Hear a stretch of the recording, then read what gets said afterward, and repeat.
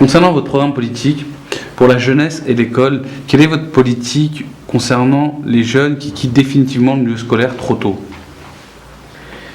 Il y a pas mal de jeunes en fait qui sortent du milieu scolaire sans aucune qualification sur Montfermeil. Les raisons sont diverses, donc il n'y a pas de dispositif magique. Par contre, il en existe un certain nombre. Il s'agit déjà d'identifier les raisons pour lesquelles ils ont quitté le dispositif. Est-ce que c'est pour genre familial? Est-ce que c'est pour problème de suivre la scolarité, parce qu'ils arrivent au collège par exemple sans savoir lire ou écrire? Est-ce que c'est voilà, il y a plein de raisons pour ça.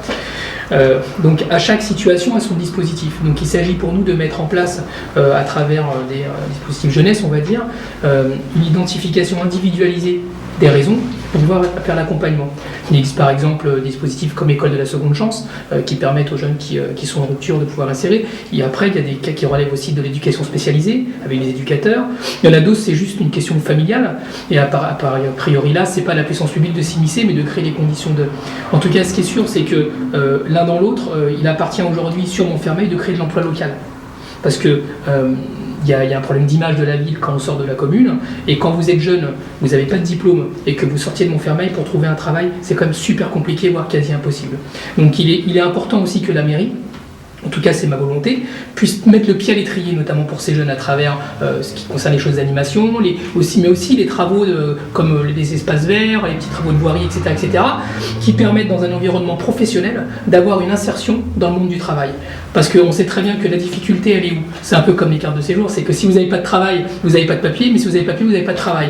Donc pour la jeunesse, c'est ça aussi. La mairie, elle a ce rôle de donner le premier accès à l'emploi. Une fois que vous avez ce premier accès à l'emploi, il y a des dispositifs qui existent pour permettre justement d'avoir une continuité. Et je pense que essentiellement, c'est comment est-ce que la mairie, et en tout cas, si j'étais maire, en tout cas, c'est ce que je ferais, c'est d'accompagner vers l'autonomie. Parce que l'idée c'est ça, c'est de considérer ces jeunes-là pas comme des enfants, même s'ils le sont encore jusqu'à 18 ans, contrairement à ce qui se dit, mais d'avoir un accompagnement vers l'autonomie. Voilà. Et après, pour ceux qui sont, on va dire, dans une situation où ils veulent renouer avec un système éducatif, il appartient dans un travail avec l'éducation nationale, mais pas seulement, aussi avec un travail associatif. Je crois que les associations sont essentielles comme relais aussi dans un cadre communal, dans une ville comme Montfermeil, pour permettre justement aux jeunes de retourner dans le système éducatif, on va dire, traditionnel, pas forcément pour des voies classiques, aussi les voies professionnelles sont aussi dignes d'intérêt dans notre pays, contrairement aux idées reçues, et de façon à leur permettre, je parlais tout à l'heure des jeunes qui ne savaient pas lire ou écrire au collège,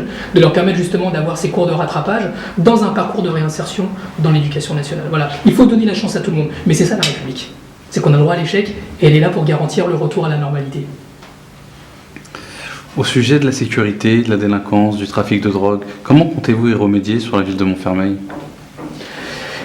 C'est une question un peu civilisationnelle, on va dire. C'est-à-dire que la France a fait un tournant très, on va dire...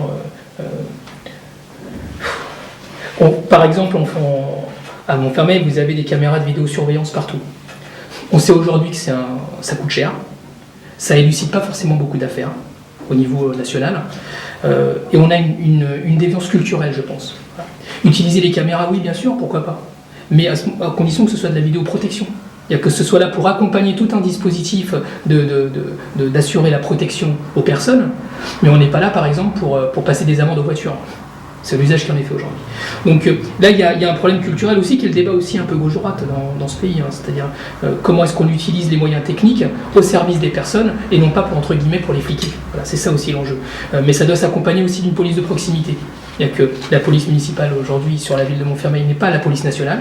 Elle a d'autres prérogatives, mais tout ça, ça doit travailler ensemble. C'est pour ça que moi, j'ai envie de travailler sur un nouveau contrat local de sécurité, un peu sur les zones de sécurité, comme il peut en exister 4 en Seine-Saint-Denis, zones de sécurité prioritaires, mais en redéfinissant aussi le rôle de chacun par rapport à la réalité de Clichy-Montfermeil. À Clichy-Montfermeil, on n'est pas à Aubervilliers, on n'est pas à Sevran, c'est une autre réalité, et il appartient justement de travailler avec l'ensemble des acteurs de la protection, y compris l'éducation nationale, la préfecture, la police municipale, le maire, évidemment, pour pouvoir avoir une réponse adaptée à la fois pour sécuriser les personnes, mais aussi renouer le lien, parce qu'il y a une vraie rupture aujourd'hui, une vraie rupture entre guillemets les forces de l'ordre et la population, et en particulier la jeunesse. C'est pas normal aujourd'hui que des mômes qu'on connaît par exemple dans le quartier des Bosquets, qui représentent 3% du territoire en plus, enfin, c'est petit les Bosquets, soient contrôlés, comme ils nous le disent, 3-4 fois par jour par les mêmes personnes en plus. Voilà, ça c'est des choses qui créent des tensions qui sont inutiles aujourd'hui, en tout cas qu'on sait régler autrement. Quels sont les moyens à apporter pour réduire le chômage au sein de la ville de Montfermeil? Cause nationale. En fait, Montfermeil, si vous voulez, l'échec de Xavier Lemoyne, c'est justement l'économique. Il n'a pas réussi, malgré les investissements lourds de l'État qui ont mis dans la commune. Par exemple, on parlait tout à l'heure des Bosquets, la rénovation urbaine, mais pas seulement, l'arrivée du T4 aussi avec la région Île-de-France, le métro du Grand Paris avec la Société du Grand Paris. Si vous prenez la rénovation urbaine, c'est 754 millions d'euros qui ont été investis. C'est lourd. Et avec ça, on arrive à des taux de chômage dans la jeunesse qui, dans certains quartiers, dépassent les 30%. Donc il y a quelque chose qui ne marche pas. Donc aujourd'hui, il s'agit de redéfinir justement, en partenariat avec les partis de gouvernement auxquels j'appartiens, il ne faut pas mentir aux gens, comment est-ce que cet investissement massif public peut bénéficier aussi au décollement de l'emploi local. Parce que si vous investissez aussi lourdement sur Montfermeil, il faut aussi que ça puisse bénéficier aux entreprises locales et aux jeunes locaux, aux gens qui travaillent localement, mais pas que sur les petits boulots. C'est pas que du boulot d'insertion, pour être clair, qui sont les clauses de l'ANRU. C'est aussi des vrais métiers, c'est-à-dire comment est-ce qu'on réussit, dans le cadre de ces investissements, aussi à prendre un temps d'avance. Quand vous rénovez un bâtiment aujourd'hui, alors on sait que j'en ai visité quelques-uns, où autour des fenêtres qui sont toutes neuves, vous avez de la moisissure, alors qu'ils ont pas si longtemps que ça d'existence, vous avez des inondations, donc quelques malfaçons. C'est comment est-ce qu'on réussit aujourd'hui à faire de l'isolation, mais aux nouvelles normes, et de former les jeunes aux nouvelles normes. C'est-à-dire que comment est-ce qu'on réussit à utiliser toute cette manne financière qui arrive sur le territoire pour former la jeunesse au métier de demain. Parce qu'il faut donner une perspective. Et donner cette perspective, c'est déjà prendre de l'avance. Une fois que vous avez fait ça, vous avez forcément des rentrées fiscales sur la commune. Et ces rentrées fiscales, il ne faut pas que ce soit une manne supplémentaire pour la ville. Il faut que ça permette de baisser les charges qui pèsent sur les familles. Il faut baisser les impôts des familles. Parce qu'aujourd'hui, ils sont au taquet. Voilà, aujourd'hui, vous ne pouvez plus augmenter les impôts. Donc, Lemoyne peut dire qu'il n'a pas augmenté les impôts depuis plusieurs années. Après, il y a une question de retour sur investissement où ça laisse à désirer, évidemment. Mais c'est finalement que quand on ne peut plus augmenter, oui, évidemment, vous ne pouvez plus augmenter. Donc la question se pose comme ça. Donc comment est-ce qu'on utilise le développement économique, nouvelle rentrée fiscale, faire baisser celle des familles? Parce qu'aujourd'hui, il faut redonner ce qu'on appelle du pouvoir d'achat aux familles. Mais la question du pouvoir d'achat, ce n'est pas une question de slogan. C'est comment est-ce qu'on permet aux parents d'avoir, par exemple, d'avoir une rentrée fiscale qui n'est pas prise dans l'impôt et qui permet par exemple d'emmener les enfants au cinéma.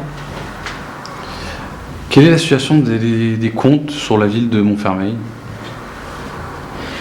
Les comptes sur Montfermeil, c'est un peu ce que je vous disais, c'est-à-dire que tout le poids des finances locales repose sur les familles, sur les foyers fiscaux.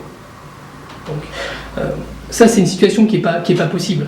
Parce que demain, si vous avez un coup dur, vous ne pouvez plus les augmenter. Donc comment vous allez faire?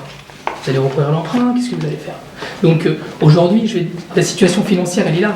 La situation financière, c'est l'échec économique. C'est que, comme disent nos amis Camille, une main n'applaudit pas toute seule, et que si vous n'avez qu'une seule main, c'est-à-dire les rentrées fiscales qui viennent des familles, il vous faut celles qui viennent des entreprises, parce que c'est ça qui fait aussi une commune, c'est ça aussi qui crée une dynamique à travers les commerces, à travers les PME, PMI, qui sont les grands employeurs de notre pays, c'est les PME, PMI. En développant justement le secteur économique, vous pourrez faire baisser la pression fiscale et améliorer les finances de la ville en dégageant des marges de manœuvre supplémentaires. Enfin, si vous avez un message à adresser aux citoyens de Montfermeil, je vous laisse face caméra, si vous le souhaitez. Le message, il n'est pas très compliqué. Après, moi, je porte un projet politique avec des amis qui sont devenus des amis politiques. Xavier Lemoyne a été élu en 2008 avec 32% des électeurs. C'est aujourd'hui un maire comme Xavier Lemoyne qui porte un projet comme il l'entend par rapport à l'immigration, etc., qui sont culturelles et compagnie, peut être maire d'une ville comme Montfermeil, c'est parce que les gens ne vont pas voter. Et je pense que si le 23 mars, les gens vont voter, pour moi ou pour un autre candidat, je pense qu'on pourra mettre un terme à l'expérience Xavier Lemoyne qui dit clairement qu'il est pour le rassemblement de toutes les droites, y compris avec le Front National. Et l'histoire de la République française montre que ça, dans notre pays, c'est pas possible. La reconquête politique, y compris de l'immigration, telle que vous parliez tout à l'heure, elle commence là, en se mobilisant le 23 mars pour aller voter pour un autre projet politique et un autre Montfermeil. Merci beaucoup pour cette interview. Merci à vous.